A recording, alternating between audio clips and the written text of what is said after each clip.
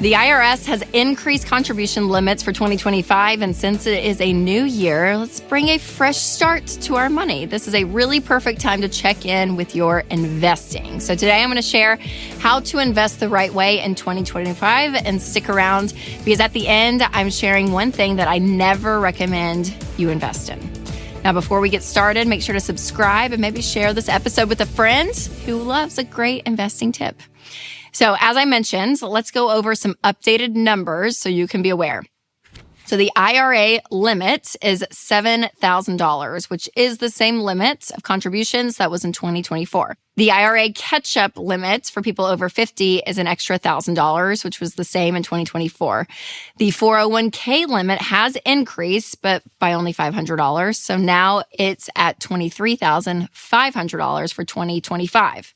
For single taxpayers and married people filing separately, the standard deduction is rising to $15,000, which is up $400. Couples filing jointly, standard deduction is now $30,000, which is an $800 increase from 2024. Heads of household will get $22,500 as a standard deduction, and that is a $600 increase from 2024. So, some great standard deductions. And when it comes to tax time, you guys, that is something to look into. So instead of itemizing your taxes, maybe you just take that standard deduction, and you may get more out of that than itemizing. All right, another stat that I saw recently is that 89% of employers offer a company match now, which is great news because a little over 10 years ago in 2013, it was about 58%. And I always think this is great. This is definitely, a benefit that companies give you. It's not required, but it is a great benefit for people that are investing in retirement. When your employer can match you a certain percentage, it's basically free money going into your retirement. So thank you, employers out there who do that, because I think it's wonderful.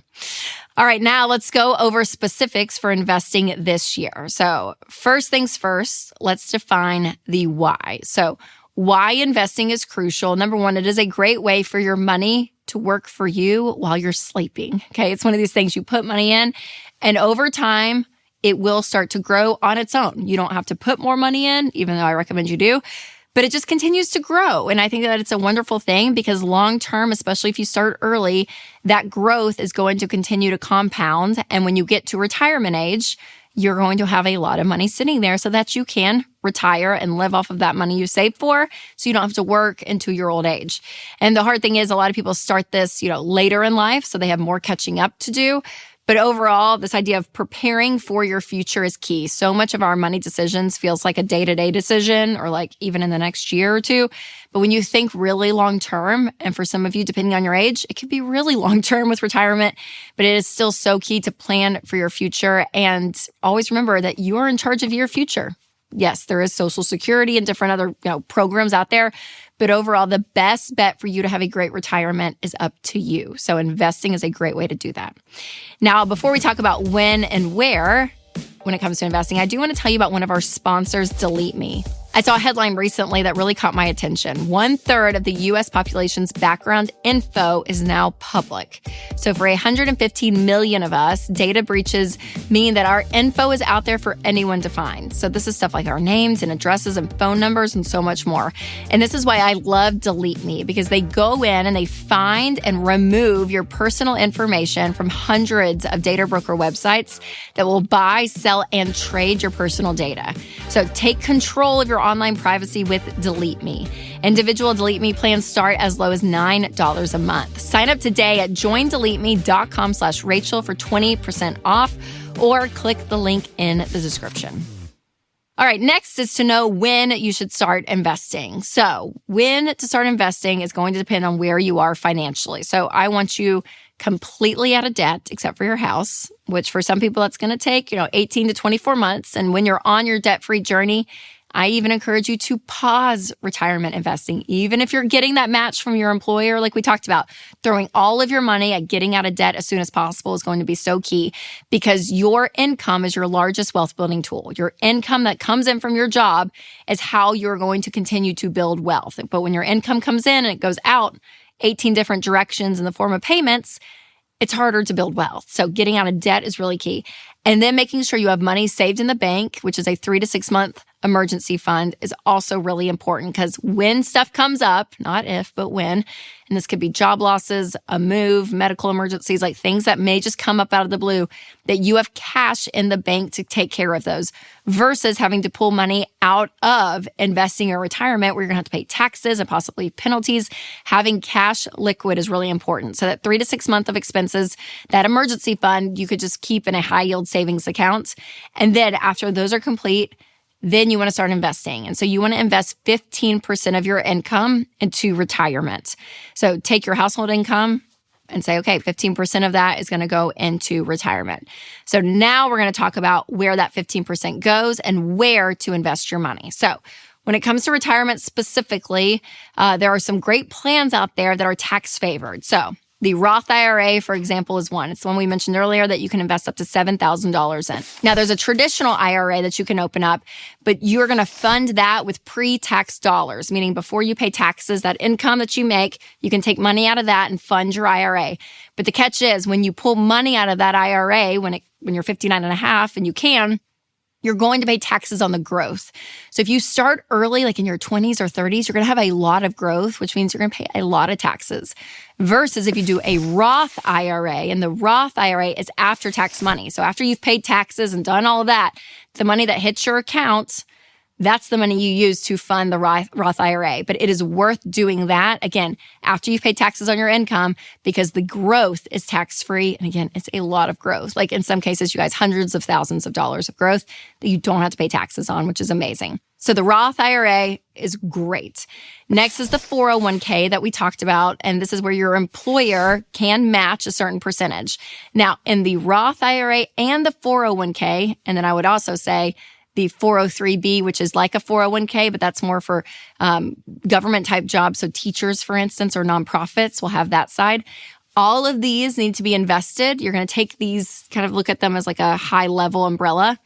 And then underneath what the money's actually invested in are mutual funds, which are 90 to 200 stock. So within that, investing in good mutual funds is what's going to be really key. But again, it's protected over this umbrella of retirement with the Roth IRA and the 401k or 403b. Now, some employers, as we keep getting deeper into this, some employers offer a Roth 401k. Okay, so meaning you still get all the benefits of a 401k, but you're going to do it with after-tax dollars to put in your 401k, and the growth in your 401k is also tax-free. If you have a traditional 401k, you will pay taxes on the growth, but if your employer offers a Roth 401k, it's amazing, and take it all day long because, again, that growth is free. So always remember, Roth means the growth is tax-free. Yay! Traditional, not tax-free. Not as great. So always remember those lanes. And then when you're investing your 15%, remember this formula. Match beats Roth, beats traditional. So you're going to go in and go ahead and go up to your employer's match if you have a match at your job. And so let's say they match 4%. And so you're going to go up 4%, which means you have 11% left of that 15%. Go ahead and take that 11%. Go ahead and fill out your Roth IRA, and it's $7,000. Now, if that $7,000, you hit that limit and you have more percentage of that 15%, you can go back to your 401k.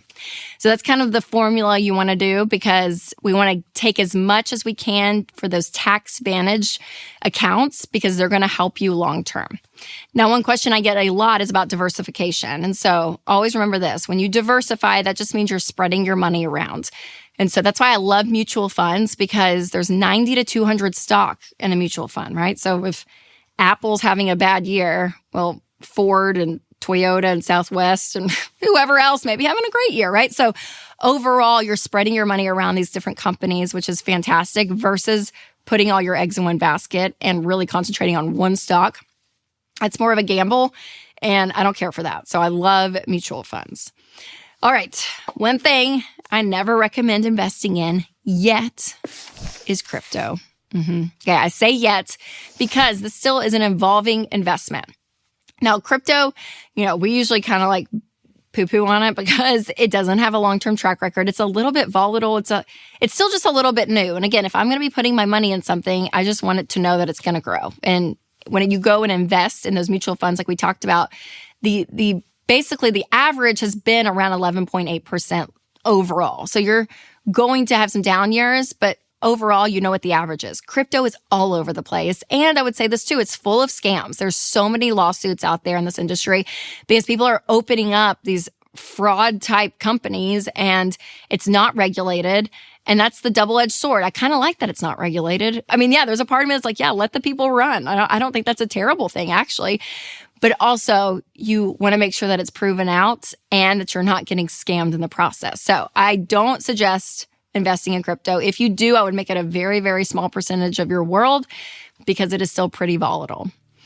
All right, those are the basics when it comes to investing. It can be a little bit complicated, but also, pretty simple, right? The details can be a little tricky, but I also think this is a really important part of your financial picture that you want to get right. So I would connect with a SmartVestor Pro.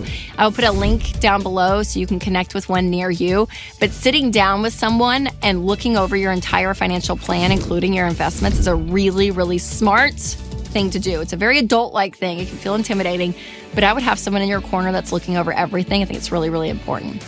Now, for a deeper dive into my investment strategy, check out my annual investment routine right here or click the link below. All right, you guys, remember to take control of your money and create a life you love.